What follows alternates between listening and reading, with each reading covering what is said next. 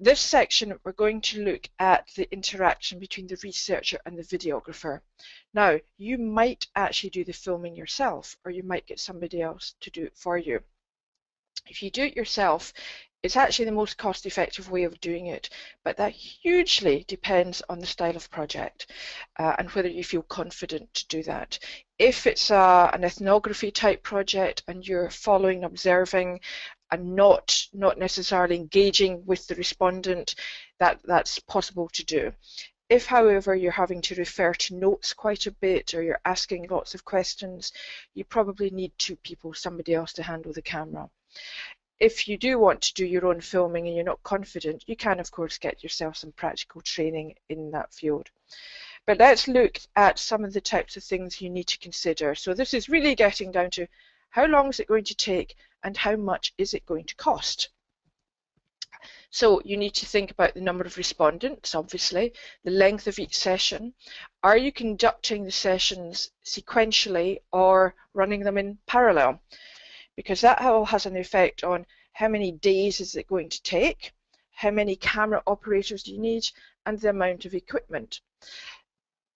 Number of days, well, these are really approximate costs, incredibly approximate costs, because it does vary and it depends on the style of the project. You're maybe talking roughly 200 to 250 per camera operator per day. There are some less, there are some more. The more camera operators you have, the more expensive, but you might be able to conduct the study in a significantly shorter period of time. So you just have to balance all these things out. If it's a large study, the video company might actually have to hire extra equipment. It just depends on the size of the study. But it's not just the filming that costs, it's the editing. And the most common complaint is, it was only 5 minutes video. Why did it cost me, I don't know, 400, 500, 600 pounds? Well, you've got 10 hours of video material crunched down into 5 minutes, and it actually takes rather a large number of days to work through that and edit it down. So you are paying by the day, and that's where a lot of the, or by the hour sometimes, and that's where a lot of the costing comes from. So I'm going to go back to this chart that you saw before, because this really does affect the edit and therefore the timings. Okay. So you might be in a very basic meeting where you would be using individual clips. You might be giving a spoken presentation and just using individual clips that support your presentation. If you're in a wider meeting where there are other people involved, you might want more of a sort of nice edit, something fairly simple, a few introductory graphics and some text captions. You might be using simple captions here across the video if you're not using voiceover, and just use captions. Be aware here of captions and keep them stationary, because the brain cannot cope with watching moving video and watching moving captions text at the same time. So keep your captions stationary. Now, if you're getting into the bigger type of meeting and you're presenting to maybe the key stakeholders, you might want to be a bit more creative with your editing style here. You might want to be a little bit more funky, but do be extremely careful of funky over content. Depending on your audience, depending on what you're trying to get across, if the content's not there but it looks pretty damn good, you do actually get your client coming back and saying, well, great imagery, but it doesn't actually tell me anything. So do be very careful, but it really, really depends on the type of project, and if you're trying to get across the analytical details, or if you're really getting more of a creative feel across, but the rest of the presentation goes into detail, then that works hand in hand. Okay. If it's more about technical research and development, unless that more detailed content is in there, which lets them action the information, it can actually irritate the client. So funky is brilliant. Just watch the context that it's being used in.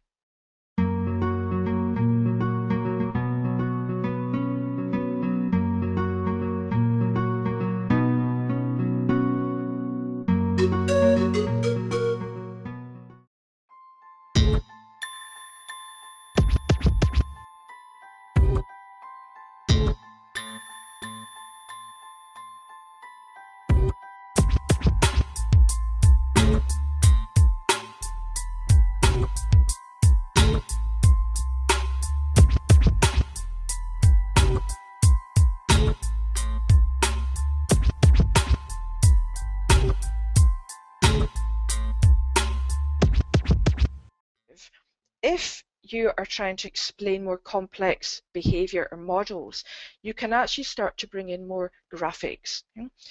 Here we have a flowchart. Okay. And the flowchart was actually quite complicated, and in this case ran over about 3 separate pages. It really was quite complex. The flowchart on its own, sometimes you have data and charts there. It gives you the detailed information. It's not very engaging, and it doesn't always illustrate really what's happening, what's going on.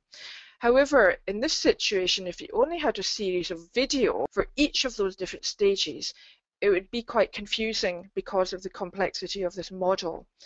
If you combine the two, you can have voiceover, it's taking you through the flowchart, you get to a certain place in the flowchart, video, your video comes out, you see what's happening, the video then goes back in and you move on.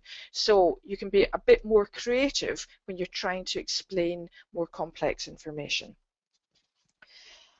If it's going to be a more visual record of the whole story, this is the full head. Charts, data, motion graphics, voice, music, and this is quite complex and takes much longer to do, but very powerful. To put washing into context, it's important to know whether people use machines or hand wash. Countries mainly wash by hand.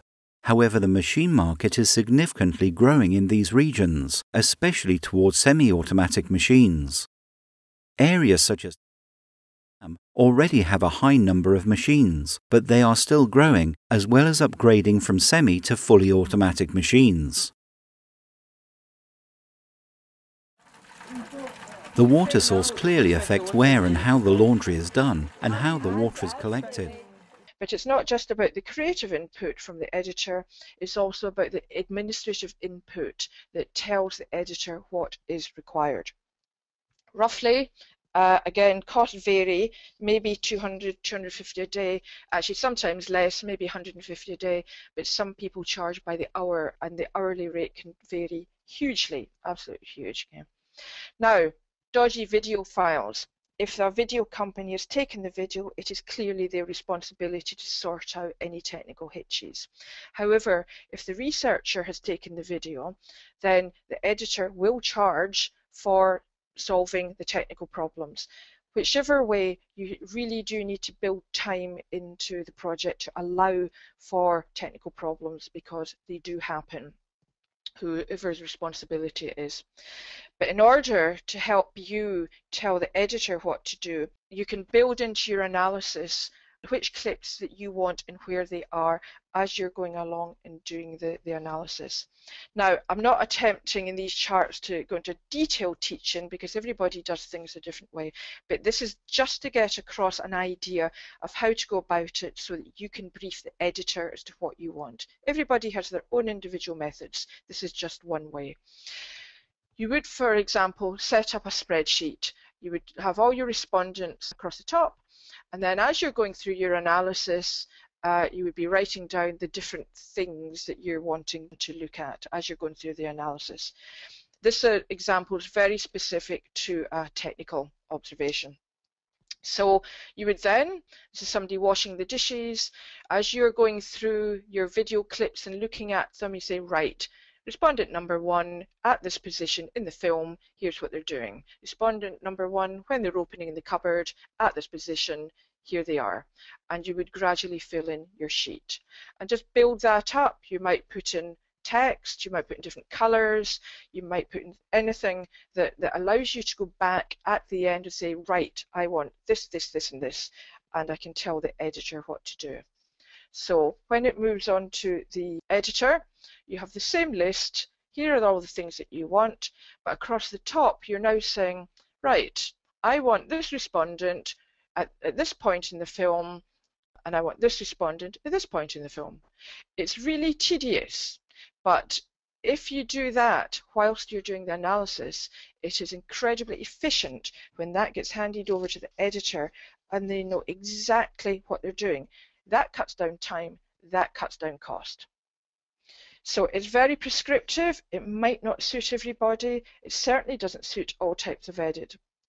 If the videos of the more funky variety, you know, it's not going to fit into that. And you need to have a very good relationship with your video editor and trust their judgment as well. It's hard to give up a degree of control, but if the edit is to be more creative or more funky, you do need to be able to trust your editor's judgment as well. So coming back to timing and costs, if it's just individual clips, maybe 1.5 days, simple edit, few captions, maybe 3 to 4 days, and I'm always using the word maybe. Okay? If you're getting into the more creative style, this is where it starts to get more vague, anywhere between 8 and 14 days. And if you're going for the full hit, you're maybe talking two working weeks, 14 working days, perhaps more, perhaps less. Okay. So just starting to wrap up now, you will have spoken to your client in huge detail to get how are they going to use the video, who are you going to present to, and that lets you know the type, the length of study, and the style of communication, which you can then brief the video editor. Unfortunately, what often happens is that the researcher comes to the video company and they write it out and said, can you give me a cost, when actually a lot of the detail is not yet known, and that does lead to problems when not enough information is known. Then clearly both parties working very much hand in hand during the detailed project planning, through the fieldwork, and then into that final stage where when the researcher is doing their analysis, the video editor can then be downloading, structuring the project and getting themselves organized so that when the researcher has done their analysis and maybe also worked out the style of their presentation, they can then give the researcher, the editor the instructions, and then that goes into the editing stage. So, one last word on administration before I wrap up. Who holds the original footage? Do you agree that right from the outset? It is extremely important. Sometimes the client very often usually doesn't want the raw material. So the researchers then in that situation of, do they hold on to it or does the video company hold on to it?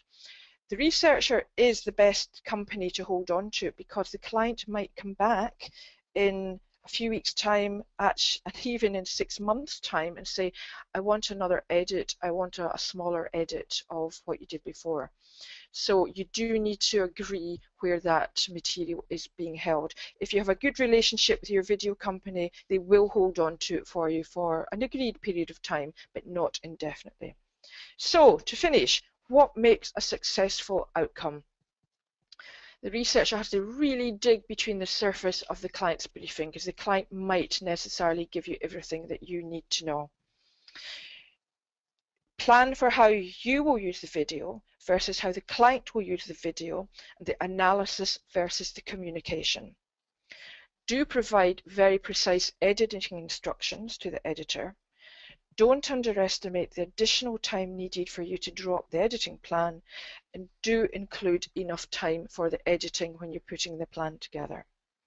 So I hope that's been useful to you. Thank you very much indeed for your attention, and I will now hand back to Arthur.